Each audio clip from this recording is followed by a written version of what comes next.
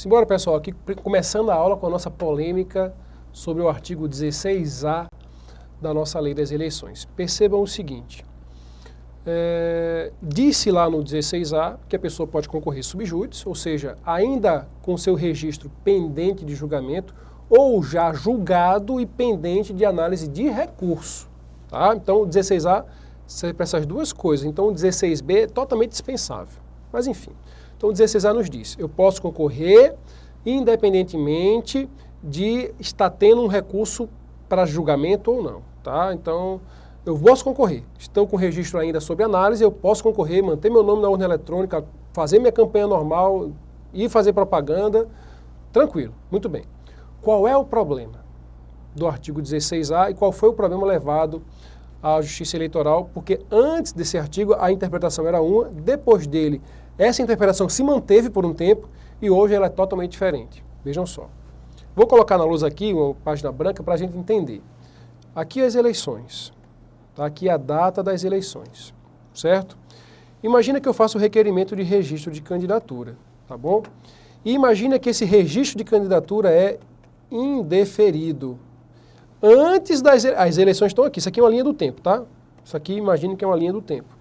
Então, imagina que o registro foi indeferido antes da data da eleição. Muito bem. O cara aqui foi um juiz que indeferiu, certo? Imagina que o cara recorreu para quem? O cara recorreu para o TRE, tá bom? Beleza. Imagina que ele continuou a concorrer e ele foi até as eleições com o registro indeferido, mas ele não podia concorrer por causa do artigo 16A? Poderia.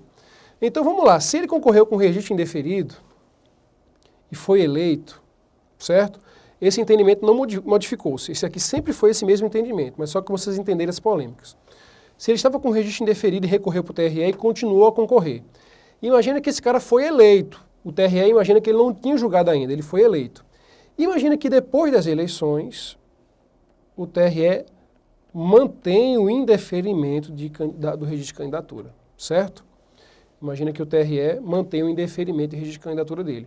Nesse caso, ninguém tinha dúvida. Se eu estou votando para vereador, certo? Eu voto, você sabe disso que o sistema proporcional, o meu voto para vereador, ele vale para o partido e para o candidato. Tanto é que, por exemplo, Tiririca arrasta um monte de gente. Por quê? Porque o voto vale para ele e para o partido, tá bom? É o sistema proporcional de listas abertas. Muito bem. Nesse caso aqui, ninguém tinha dúvida.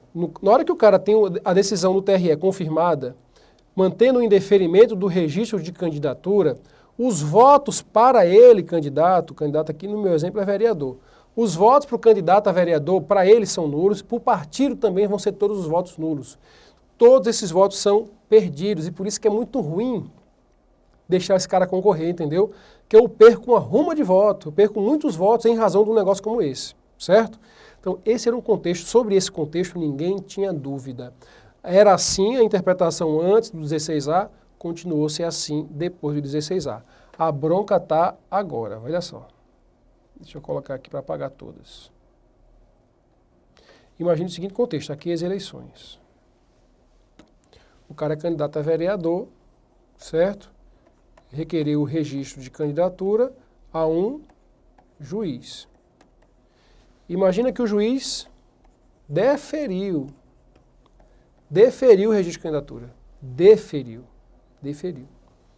A propósito, naquela situação anterior, se aplicava uma chamada teoria da conta e risco, tá? A doutrina fala da teoria da conta e risco. Se o partido sabia que o cara tinha o registro indeferido e ainda assim aceitou que ele continuasse na concorrência, ele assumiu o risco de perder os votos do candidato e os votos para ele partido, tá? Havia a aplicação dessa teoria da conta e risco. Ela hoje perdeu meio que sentido, mas enfim, vamos lá. Com 16A ela perdeu sentido, a teoria. Mas, de toda forma, serve para a doutrina. Então, o cara é candidato a vereador, requereu o registro de candidatura a um juiz, o juiz deferiu o registro de candidatura. Aí, por exemplo, vem o Ministério Público ou um partido adversário e recorre para quem? Para o TRE, certo? E imagina que o TRE, após a eleição, indefere o registro. Vê a bronca. O cara concorreu com o registro deferido. Se o cara concorreu com o registro deferido, o partido poderia trocar esse candidato? Não poderia. Você que votou nesse candidato com registro deferido, você votou porque ele estava com registro deferido, porque ele era um cara que estava ali apto a concorrer às eleições, estava lá o registro dele como apto. Você votou nele também por causa disso, não é? Muito bem. Aí vem o TRE, o cara é eleito, depois das eleições, indefere, caça o registro de candidatura desse cara. Porque, sei lá, ele de fato estava inelegível, a interpretação do juiz foi equivocada. E aí? Você votou no candidato e o voto para ele tinha validade para você, mas o voto dele tem validade para ele e para os integrantes do partido político, dos demais candidatos do partido político. O entendimento anterior ao 16A e que permaneceu por um tempo, até mesmo depois da vigência do 16A, foi que nesse contexto, esse é o entendimento anterior, por favor, nesse contexto que eu estou mostrando aos senhores, os votos eram perdidos para o candidato, porque ele foi indeferido o registro, mas os votos eram aproveitados para o partido. Por quê? Porque o partido não tem a oportunidade de substituir aquele candidato. Porque as pessoas, quando votaram no candidato, votaram nele, mas o voto é duplo. O voto vale para o candidato e para o partido. Então, se ele estava concorrendo com o registro deferido e ele foi eleito, esses votos deveriam ser atribuídos ao partido. E assim diz o Código Eleitoral. O Código Eleitoral, se você for olhar o Código Eleitoral, está dito isso lá no Código Eleitoral. Aí, pelo menos, a interpretação que dava a Justiça Eleitoral. Com o artigo 16A, a história muda. Tanto faz hoje para o TSE. Se o cara teve o registro deferido ou indeferido antes da eleição, pouco importa. O que importa é a decisão da instância superior. Se a instância superior, que pode ser o TRE ou o TSE, depender do contexto, indefere o registro de candidatura, os votos são perdidos. Sejam os votos para o candidato, sejam os votos para o partido. Tá claro? Vamos reler agora o 16A depois dessas explicações? Então, olha só, vamos reler aqui o 16A. O candidato cujo registro esteja subjúdice poderá efetuar todos os atos relativos à campanha eleitoral. Vou ler rápido porque essa parte aqui é mais besta, né? Inclusive utilizar o horário eleitoral gratuito, rádio na TV, ter seu nome mantido na urna eletrônica, enquanto estiver sob essa condição, enquanto estiver subjúdice. Muito bem. Ficando a validade dos votos votos a ele atribuídos, condicionado ao deferimento do registro de candidatura.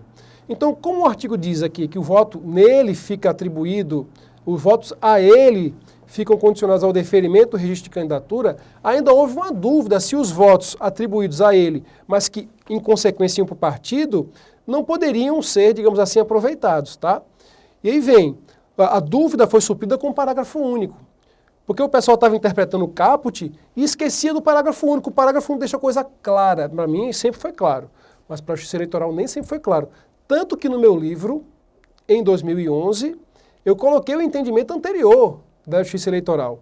Porque os precedentes até aquela época eram que os votos iam para o partido. Depois o TSE mudou o entendimento. Já, no meu livro novo, é claro que já tem o entendimento atual. Eu cito a jurisprudência, cito essa evolução no livro, é claro.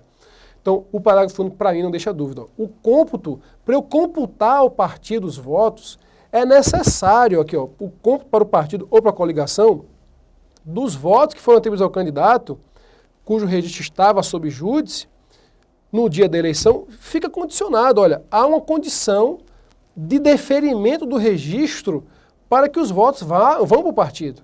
Se não há o deferimento do registro, os votos, portanto, não vão para o partido. Não vão para o partido. Então, o parágrafo único, para mim, deixa a coisa extremamente clara. Mas não era esse o entendimento inicial do TSE. O TSE, mesmo com a vigência do artigo 16A, ele entendeu por um tempo que os votos iam para o partido. Mas hoje, por favor, já tem questão perguntando isso, já vi questão da SES perguntando isso. Então, muito cuidado. Hoje, os votos daquele cara que teve o seu registro de candidatura indeferido, não, seja em qualquer momento da eleição ou até após a eleição, ele teve o registro indeferido, os votos não servem nem para ele e nem muito menos servem para o seu partido político. Tá bom? Filé? Beleza, agora vamos voltar para o começo da lei das eleições, tá? Porque veja, a gente falou do registro de candidatura, falou das convenções partidárias que começam a história do processo eleitoral, por isso que eu vou explicando a minha lógica, que não é a lógica da lei, não é a ordem da lei. Comecei com as convenções partidárias, que é o primeiro ato do processo eleitoral, depois o registro de candidatura, como é que acontece essas dinâmicas de escolha e substituição de candidato durante o registro de candidatura, e agora vamos chegar nas eleições em si, na data das eleições. Ora, Isso daqui é fácil, aqui só para a gente terminar tranquilo esse tema inicial, né? Qual é a situação aqui que você sabe? Primeiro domingo de outubro, eleição em primeiro turno. Último domingo de outubro, eleição em segundo turno, quando for o caso de ter eleição em segundo turno. Para a Justiça Eleitoral, cada uma é uma eleição, de modo que, se você falta as duas, é como se você tivesse faltado a duas eleições. Se você falta a 3 consecutivos, o que é que acontece? Indeferimento não, cancelamento do seu título de eleitor, não? Cancelamento de sua inscrição eleitoral. Então se liga, porque primeiro turno é uma eleição, segundo turno é outra eleição. Muito bem, as eleições acontecem simultaneamente, mas não para todos os cargos. Há um projeto para uniformizar as eleições em todo o Brasil, para todos os cargos concorrerem ao mesmo tempo. Isso não passou ainda, tá? O que vale hoje é a concorrência simultânea, e você sabe disso, para os cargos de presidente, governador, deputado estadual, federal, distrital e senador. Então, essas eleições acontecem simultaneamente.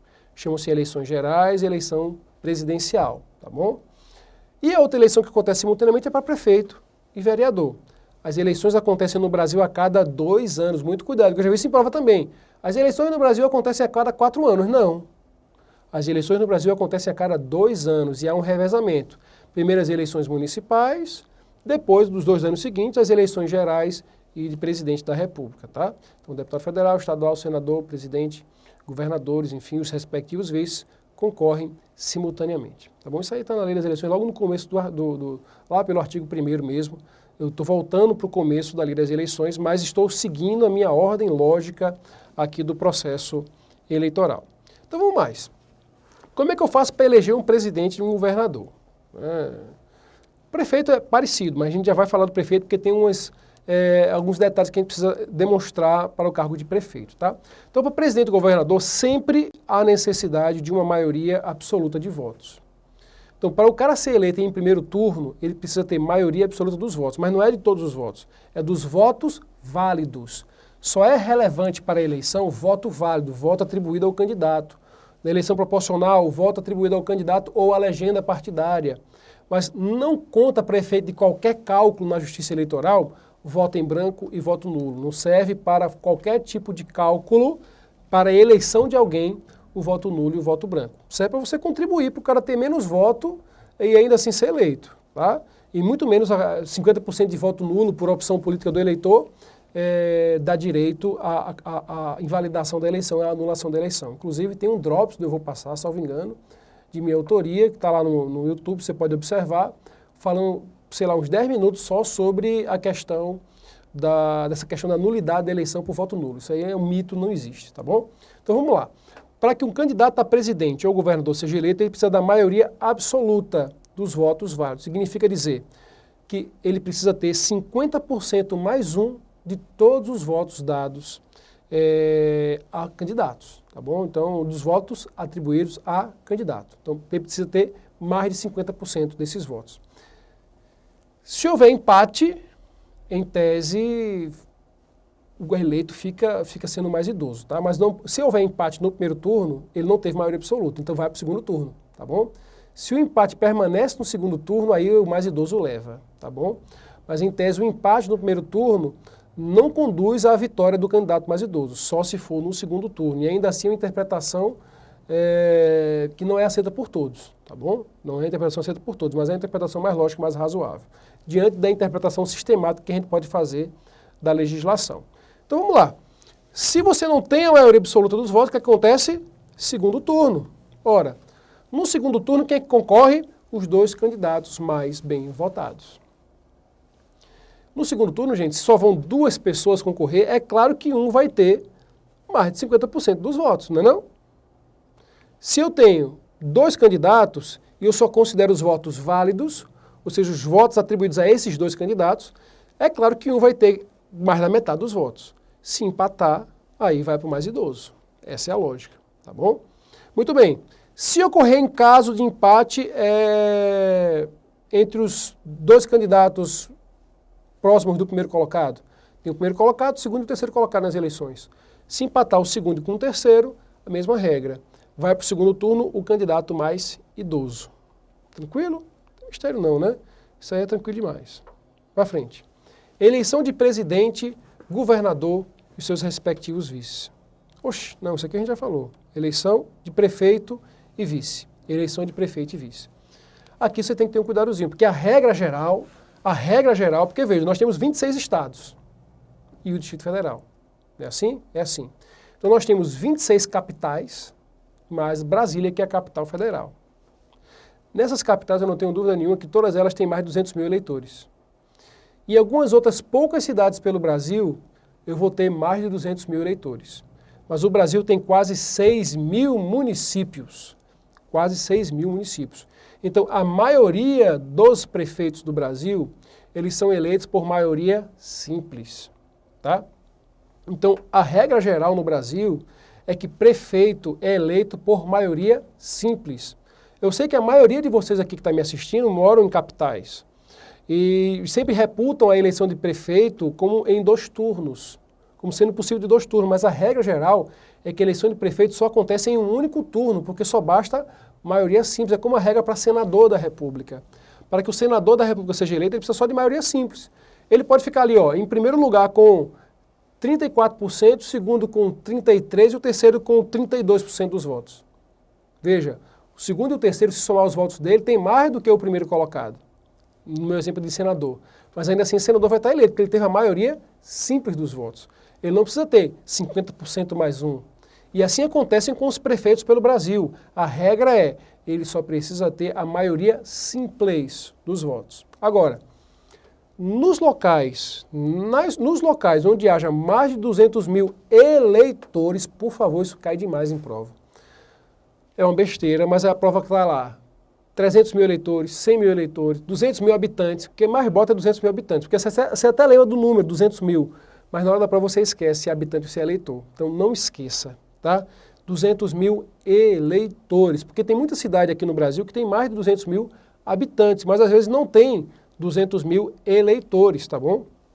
Então, nos locais, nas cidades, nos municípios, onde houver mais de 200 mil eleitores, aí sim a eleição ocorrerá do prefeito por maioria absoluta. Então só vai haver prefeito eleito que tiver maioria absoluta dos votos. Tá claro isso, gente? Beleza? Então se ele não ter maioria absoluta no primeiro turno, vai para o segundo turno. E aí a mesma regra em relação a presidente e governador.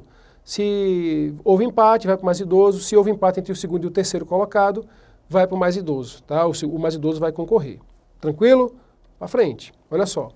Eleições proporcionais, eu não vou falar ainda de sistemas eleitorais.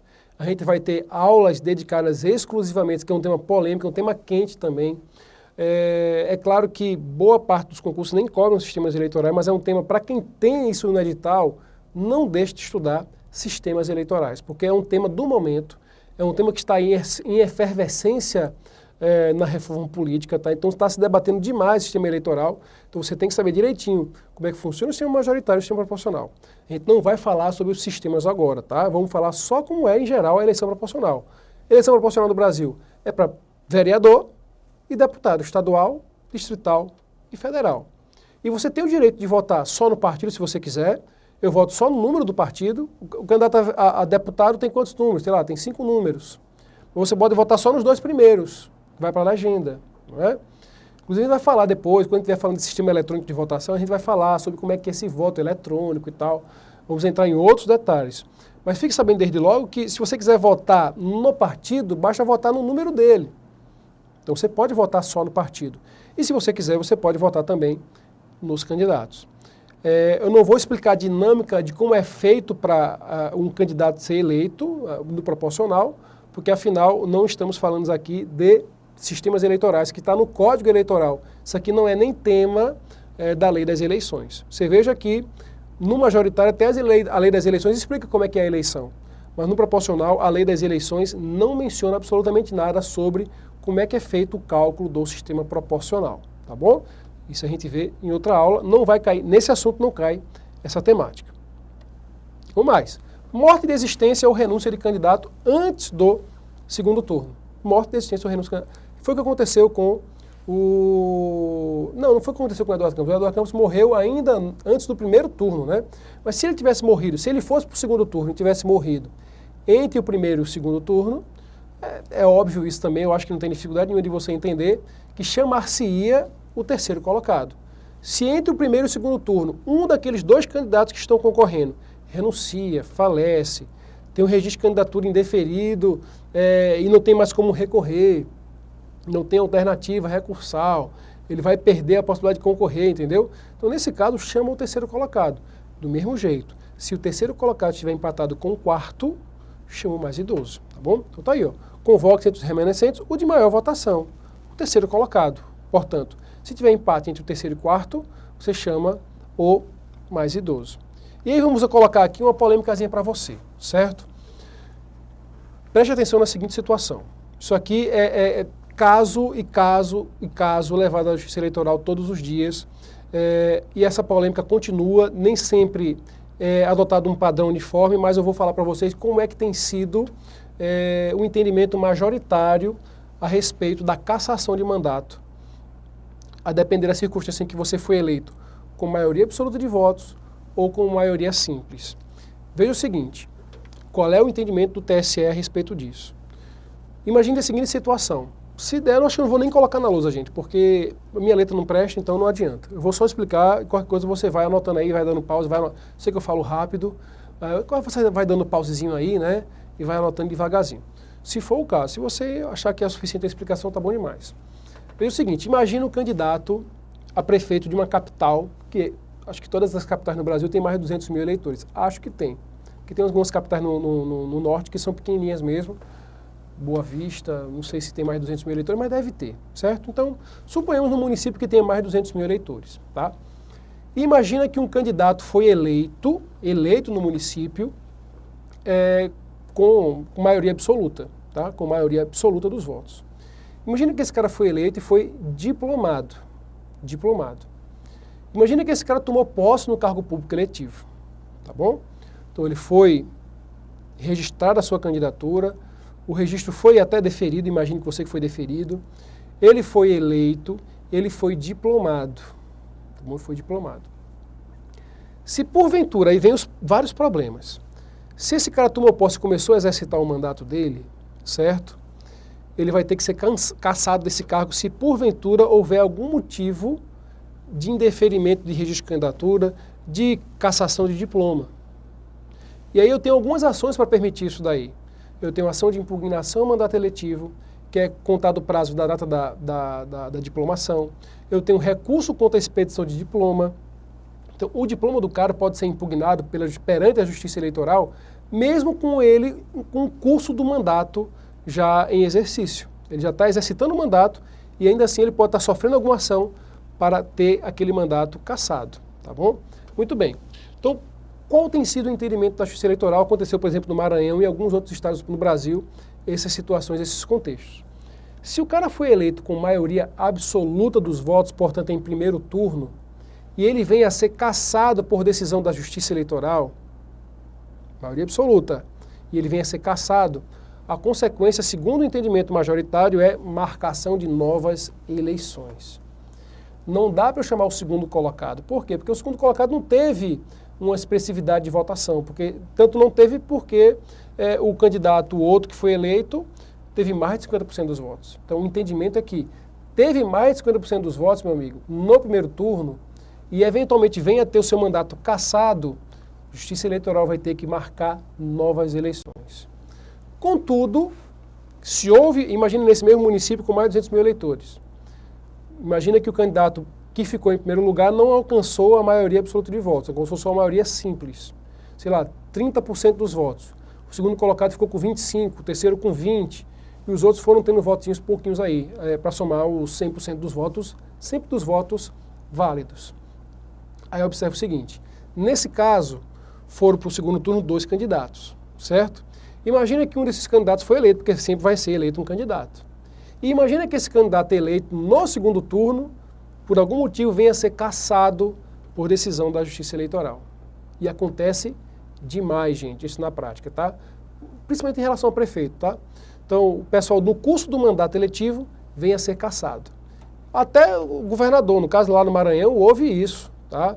A Rosiana Sarney, não estou querendo falar mal de ninguém, mas a Rosiana Sarney, não sei se nessa última agora, mas em 2010, acho que foi 2010, eu posso estar enganado, mas em 2010 ela ficou em segundo lugar, conseguiu caçar o mandato do que ficou em primeiro, e aí, como ela tinha ido para o segundo turno com ele, ela assumiu o mandato.